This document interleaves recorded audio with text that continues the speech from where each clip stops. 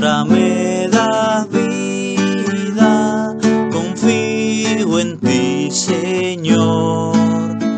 Tu palabra es eterna y en ella esperaré. Dichoso el que con vida intachable camina en la ley del Señor. Dichoso el que guardando sus preceptos le busca de todo corazón. Salve María, hermanos renovados en el Espíritu. Que la paz de Cristo Jesús esté con todos nosotros y con su Espíritu. Señor, abre mis labios y mi boca proclamará tu alabanza. Hoy vamos a leer y reflexionar sobre el texto del Evangelio de San Marcos en el capítulo 7, versos del 31 al 37, sobre la curación de un sordo mudo. Y lo hacemos diciendo: por la señal de la Santa Cruz de nuestros enemigos, líbranos, Señor Dios nuestro, en el nombre del Padre, del Hijo y del Espíritu Santo. Amén. Saliendo de las tierras de Tiro, Jesús pasó por Sidón y dando la vuelta al lago de Galilea, llegó al territorio de la Decápolis. Allí le presentaron un sordo que hablaba con dificultad y le pidieron que le impusiera la mano. Jesús lo apartó de la gente, le metió los dedos en los oídos y con su saliva le tocó la lengua. Enseguida levantó los ojos al cielo, suspiró y dijo: Efetá, ¿qué quiere decir? Ábrete. Al instante se le abrieron los oídos, le desapareció el defecto de la lengua y comenzó a hablar correctamente. Jesús les mandó que no se lo dijeran a nadie, pero cuanto más insistía, tanto más ellos lo publicaban. Estaban fuera de sí y decían muy asombrados: todo lo ha hecho bien. Hace oír a los sordos y hablar a los mudos. Palabra del Señor. Gloria a ti, Señor Jesús. El evangelista Marcos nos explica con cierto detalle la ruta que siguió Jesús. Salió de la región de Tiro, pasó por Sidón, a unos 45 kilómetros al norte. Volvió luego hacia el sur y pasando a lo largo de la costa oriental del mar de Galilea, llegó a la región de Decápolis. Notemos que nos dice por dónde fue, pero no a dónde iba. De hecho, parece que iba dando rodeos. Todo esto nos hace pensar que no buscaba llegar a un lugar concreto, sino que su propósito era otro, seguramente tener un largo periodo de comunión con sus discípulos, en el que pudiera dedicarse a instruirles acerca de su persona y misión, antes de que se desencadenaran los acontecimientos finales que le llevarían a la cruz. Y le trajeron un sordo y tartamudo. La curación de un sordo que apenas puede hablar hace ver la necesidad de escuchar y entender bien la palabra para poder aplicarla a nuestra propia vida y transmitirla. Y como se trata de un extranjero de la Decápolis, actual Jordania, Jesús hace ver que su palabra y su obra son para todos sin distinción y no solo para el pueblo judío. Como en otros muchos casos, quizás fueron los amigos o familiares del sordomudo quienes le llevaron hasta Jesús, dejándonos un perfecto ejemplo del interés y la preocupación que debemos mostrar por nuestros semejantes. En cuanto al enfermo, el evangelista nos dice que era sordo y tartamudo. Normalmente los mudos no saben expresarse por no haber podido oír hablar a otros y no porque tengan ningún defecto en los órganos del habla. Este era el caso de este hombre del que Marcos nos dice que tenía un habla defectuosa. Ya podemos imaginarnos las dificultades que este hombre tendría para poder comunicarse con otras personas, los peligros a los que estaría expuesto al no poder escuchar, la desesperación que su estado le produciría cuando estuviera en medio de la gente y no supiera lo que estaba ocurriendo. ¿Cómo interpretaría cualquier cosa que ocurriera a su alrededor? En muchos casos hemos podido comprobar cómo toda esta frustración que frecuentemente sienten los sordomudos los lleva a la desconfianza, a apartarse de los demás, a buscar la soledad, al sentirse marginados, incomprendidos, a encerrarse en sus pensamientos, a ponerse a la defensiva sin poder expresar su sentir, su dolor y cuántas cosas más. El texto nos dice, el texto no dice quiénes son los que lo llevan, pero estas personas estaban convencidas de que Jesús podía y querría sanarlo. Y le rogaron que le pusiera la mano encima. Pero llegaron demasiado lejos al decirle al Señor cómo debía hacerlo. Tal vez habían escuchado en alguna ocasión anterior que Jesús había realizado sanidades poniendo la mano encima de la persona y creyeron que esta era la manera en la que debía hacerlo. Pero es una equivocación limitar la forma que el Señor tiene de obrar con las personas. De hecho, Jesús no aceptó sus indicaciones y trató con el sordomudo de una forma única. No debemos olvidar que el Señor es soberano en sus métodos y que cada persona tiene necesidades diferentes. En ocasiones, al querer determinar al Señor en su forma de proceder con nosotros, podemos perder sus bendiciones.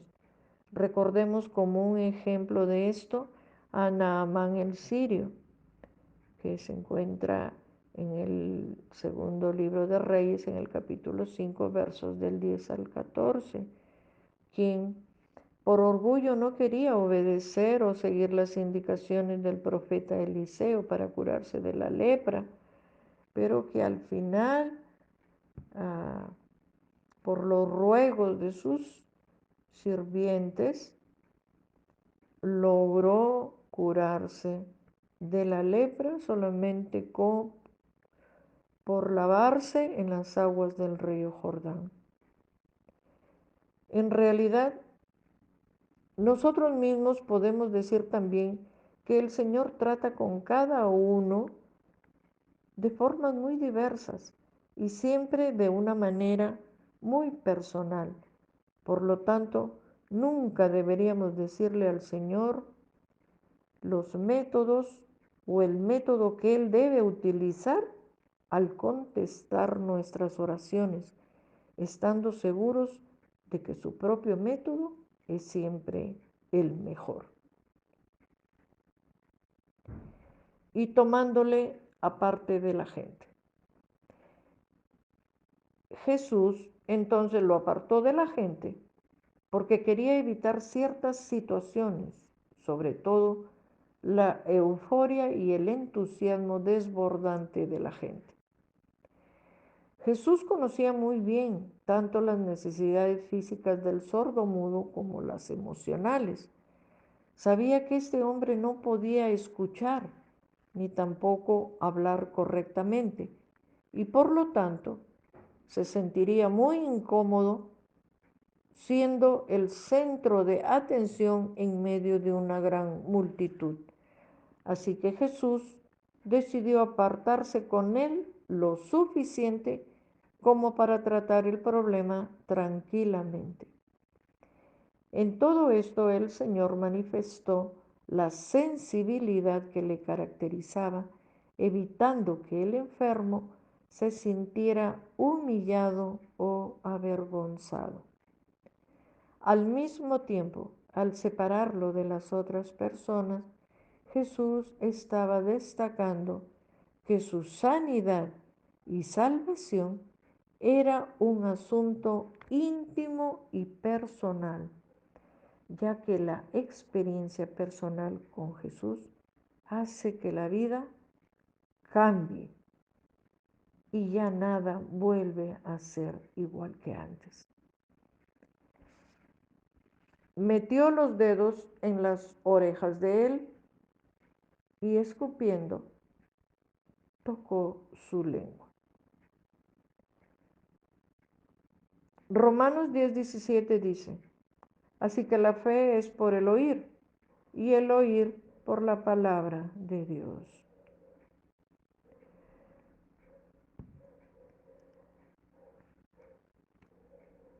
La forma en la que el Señor le sanó o lo sanó nos resulta un tanto extraña, pero esto es porque no logramos pensar ni sentir como el sordomudo. Al no poder expresarse correctamente, aquel hombre tuvo que usar gestos. Podemos imaginarnos sin dificultad que señalaría sus oídos para indicar a Jesús que no podía escuchar lo que le decía. Luego señalaría su boca o lengua para darle a entender que tampoco podía hablar. Y finalmente haría algún tipo de gemido para pedir la ayuda del Señor. Si este fue el caso, Jesús lo que estaría haciendo sería responder a su petición por medio de gestos similares a los que él había hecho.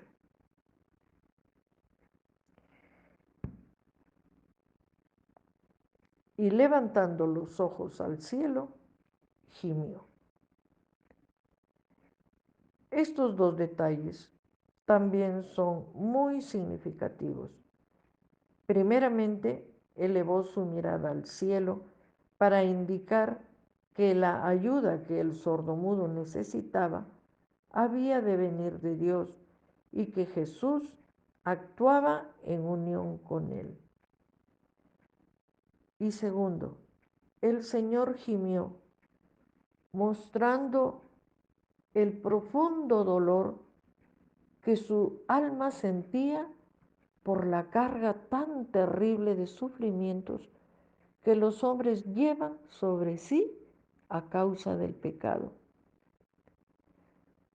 La escena es realmente reconfortante porque nos recuerda que tenemos un sumo sacerdote que se compadece por nosotros mientras intercede ante el trono del mismo Dios en el cielo. Y le dijo, Éfeta, es decir, ábrete. Los discípulos estaban apartados del Señor y del sordomudo, pero no lo suficiente como para dejar de ver lo que Jesús hacía y aún de alcanzar a escuchar esta palabra dicha en arameo que produjo un efecto perdurable en sus mentes. Éfeta, ábrete. Así que, dado que el sordomudo todavía no podía oír, lo más probable es que esta palabra fuera dicha para beneficio también de los discípulos. Y se desató la ligadura de su lengua y hablaba bien. Como en el resto de los casos, el poder del Señor se hizo efectivo al instante, devolviendo el oído al sordo y lo que aún era más milagroso, si cabe decirlo, dándole la capacidad de hablar sin haber oído normalmente en el curso de su vida.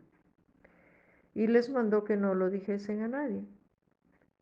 Sabemos que Jesús nunca quiso llamar la atención sobre sí mismo con sus grandes milagros de sanidad. Estos debían servir como credenciales de que Él era realmente el Mesías anunciado por los profetas y expresar también la compasión y el amor de Dios para con la humanidad perdida. Por esta razón, Jesús mandó a la gente que no hablasen del milagro a nadie, pero el mandato de no difundir lo ocurrido provocó a la gente a hacer exactamente lo contrario. Curiosamente, las prohibiciones suelen afectar a la gente de esta manera, y aunque podemos entender que debió ser muy difícil callar algo tan grande y hermoso, la desobediencia nunca se puede justificar. Nosotros, en contraste, a pesar de haber sido mandados por el Señor a predicar el Evangelio por todo el mundo y a contar lo que Él ha hecho en nuestras vidas, muchas veces callamos cuando deberíamos hablar. Se maravillaban diciendo, todo lo ha hecho bien. Jesús, con esta y otras muchas curaciones, demostró cómo va a ser el futuro reino del que Él es el Mesías. Aunque no lograremos entender plenamente toda la belleza de este reino hasta el día de la resurrección final, cuando nuestras vidas sean completamente transformadas, libres de los efectos del pecado y de la caída, y recreados completamente a la imagen del Hijo. Entonces entenderemos que todo lo que el Señor ha permitido que pasemos en esta vida ha tenido un propósito, y nosotros también clamaremos, todo lo ha hecho bien. Entonces nos avergonzaremos de aquellas veces que hayamos dudado de Él por algunas de las cosas que Él permitió en nuestras vidas.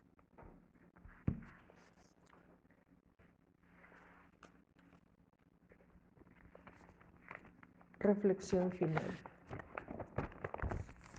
Hay tres barreras que nos impiden escuchar la voz de Dios. Uno, el orgullo. Si crees que no necesitas a Dios en tu vida y quieres manejar las cosas tú mismo. Miedo.